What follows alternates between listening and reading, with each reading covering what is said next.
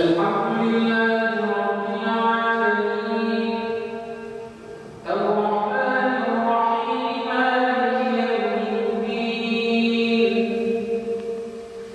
bu cami elektrikleri konusu bir kangren oldu. Büyük bir sorun. Türkiye çapında, sadece Gaziantep için değil, tüm Türkiye'de cami elektrikleriyle ilgili büyük bir sorun var. Her caminin 2 tane aboneliği var. Bu olmak zorunda. Bununla ilgili sürekli Diyanet İşleri Başkanlığı müftülüklere yazı gönderiyor. Camilerinde 2 tane abonelik yapacaksınız. Biri aydınlatma, diğeri ısıtma, soğutma. Yani 2 tane abonelik bulunacak. Her camide muhakkak 2 abonelik bulunmak zorunda. Bu resmi bir zorunluluk, resmi yazıyla belirtilen bir konu. Şimdi ben buradan şöyle diyorum.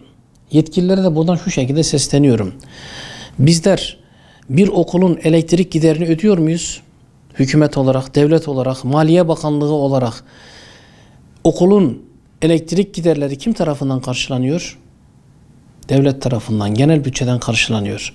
Bir hastanenin elektrik giderleri nereden karşılanıyor? Genel bütçeden karşılanıyor.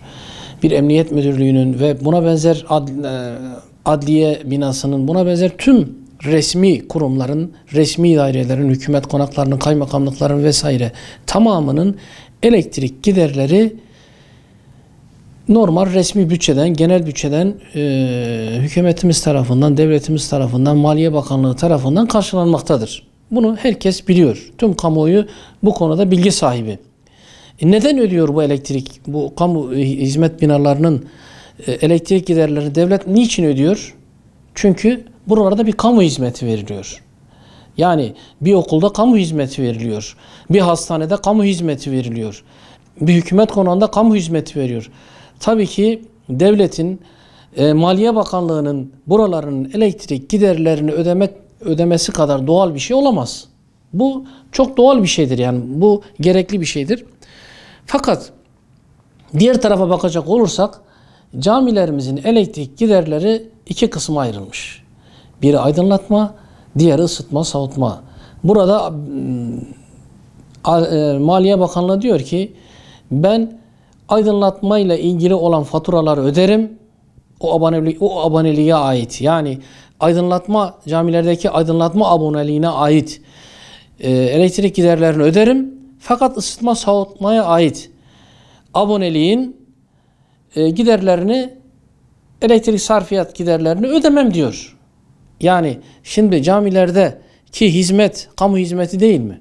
Yani burası saygı gösterilmesi gereken, ondan sonra bir ihtiyacı olduğu zaman giderilmesi gerekli olan kutsal bir yer. Şimdi böyle olunca zaman zaman bununla ilgili büyük sıkıntılar yaşıyoruz. Nasıl sıkıntılar yaşıyoruz?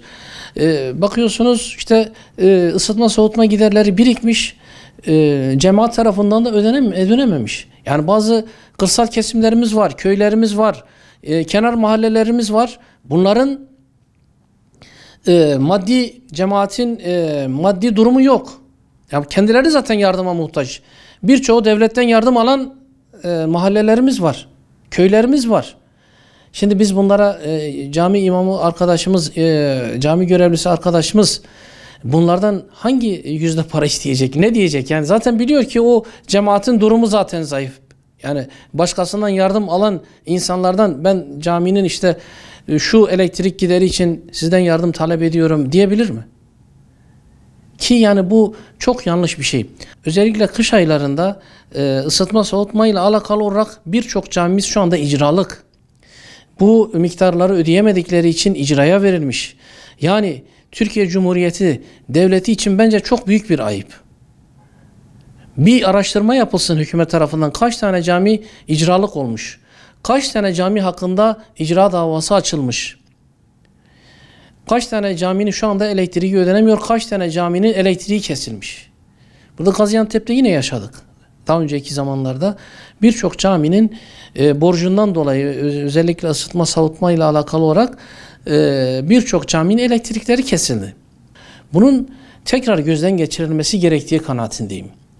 Zaten 2 aboneliğin olması başlı başına bir yanlış. Her camiye tek abonelik olmasını talep ediyoruz. Bununla ilgili olarak sendika genel merkezimizin de talepleri Enerji Bakanlığı ile alakalı olarak bununla alakalı olarak Enerji Bakanlığı'na taleplerimiz vardır. Yani tek aboneliğin olması lazım. Bir caminin tek aboneliğinin olması lazım. Yani hatta bununla ilgili ben rapor da hazırladım. Gaziantep'te kaç tane cami elektriği kesilmiş, kaç caminin ne kadar borcu var. Bununla ilgili sıkıntılarla alakalı olarak raporlar hazırladım. Hükümet yetkililerine de daha önce verdim. Bununla ilgili olarak çok görüşmelerim oldu. Sayın Cumhurbaşkanımızın bir açıklaması oldu. Yani işte vakıf, dernek, cemevi gibi yerlerin elektrik giderlerindeki ticarethane kısmının meskene çevrilmesi ve mesken üzerinden alınması. Yani burada da yani bizim camilerimizin de şu anda ısıtma soğutma abonelerinin birçoğu ticarethane olarak geçiyor. Yani ben bunu Sayın Cumhurbaşkanımızın unuttuğunu umuyorum. İnşallah öyledir. Yani kasıtlı olarak cami ismini söylememesi unutmuştur diye düşünüyorum. Çünkü bir cemevi zikrediliyorsa, bir vakıf, bir dernek binasının elektrik gideri zikrediliyorsa burada camilerin de ismini geçmesi gerekir.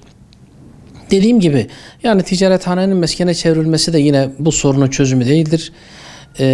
Camilerimizin elektriğinin tamamının hükümet tarafından, Maliye Bakanlığı tarafından ödenmesi gerekir.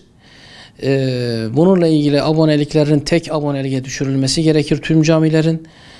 Bu şekilde bu sorunun çözüm olur. Bunun dışında bu sorun hiçbir zaman çözülmez.